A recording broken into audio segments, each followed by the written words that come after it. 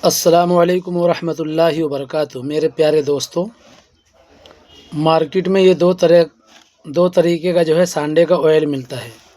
एक ये छोटी शीशी में इस तरीके से आता है, ये सांडे का बेहतरीन ऑयल है, और दूसरा जो है वो इस तरीके का इस शक्ल में आता है। ये दुबई की पैकिंग है, दोनों ही बेहतर है, लेकिन इन दोनों में से ये आला क्वालिटी का है। ये वाला जो है आला क्वालिटी का है, पहचान कर लीजिए। ये बदन, हाथ में, जोड़ों में, घुटनों में कहीं भी दर्द हो, पुराने से पुराना दर्द हो, वहाँ भी यूज़ कर सकते हैं आप। वहाँ भी इस्तेमाल करने से आपकी पुराना से पुराना दर्द जो है ख़त्म हो जाएगा। और दूसरी बात, बहुत सारे भाइयों को जो है जो लिंग के लाइन से परेशान हैं, तो वो यहाँ भी इस्तेमाल कर सकते हैं।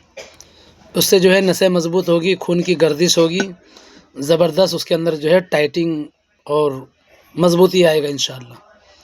ज़रूर इस्तेमाल करो। ओके, अल्लाह हाफ़िज़।